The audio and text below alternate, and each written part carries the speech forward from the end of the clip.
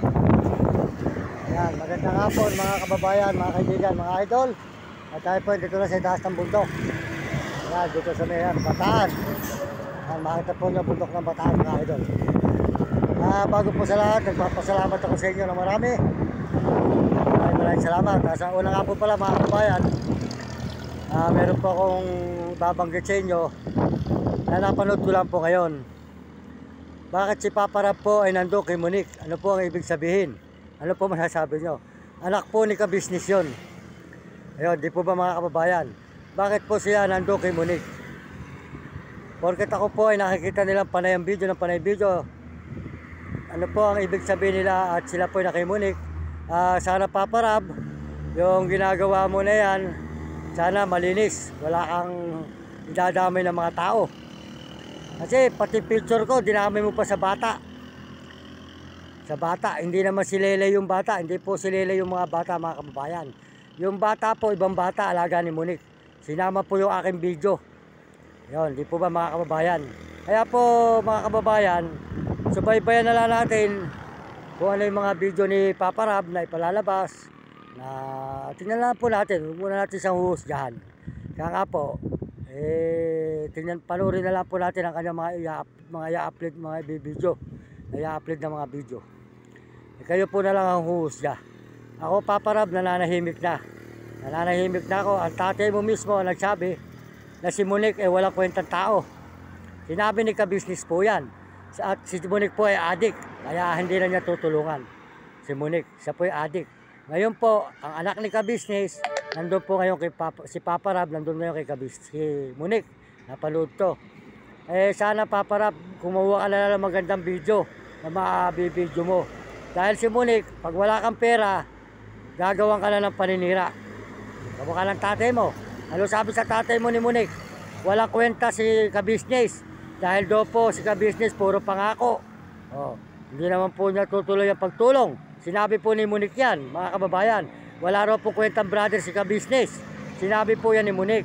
Ngayon, nandun naman po yung kanyang anak. Ako po, nung pinalaya ko po siya, ginamit po niya ako, pinirahan po niya ako ng pinirahan, kahit ako naglilimos.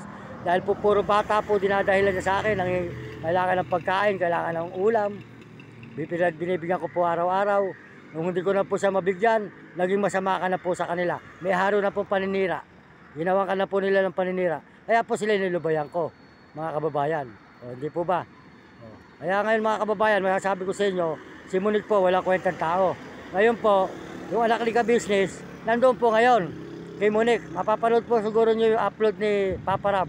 Sana Papa Rab, gayahin mo na lang yung tatay mo. Puro kabutihan na lang ang ginagawa. Kasi pag sumama ka sa aso, kasama mo, adik. Adik yan Hindi naman matinong tao yan Hindi po ba mga kababayan?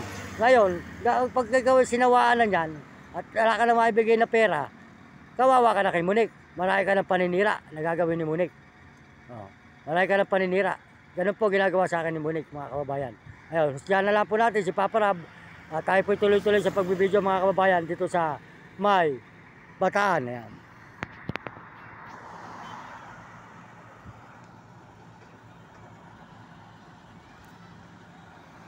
Mga idol, mga kababayan. Ayan, may bundok po tayo ng Bataan ngayon mga idol.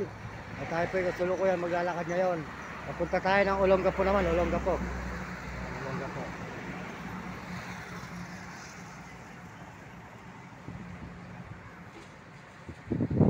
Olongapo po tayo. Yun lang po mapapayo ko mga kababayan. Sana po si Papa Rab mag-ingat kay Monique. Dahil po si Monique, marami ibibigay sa yung kaso. Kakasuhan ka niya, hindi naman po niya maituloy. Dahil wala naman po katotohanan.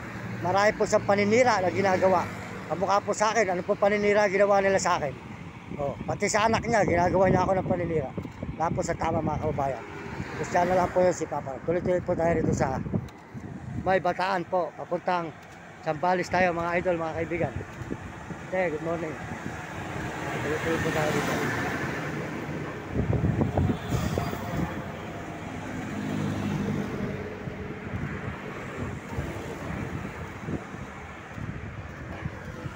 Tayo mga idol, ilalakad po tayo kasulukuyan dito sa Sigsag.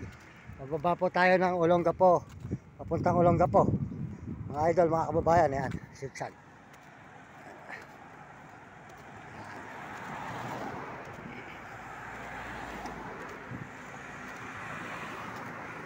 May Bataan. Bataan po ito mga idol. Yan, ito po ay Bataan. Nasa Bataan po tayo ngayon mga idol.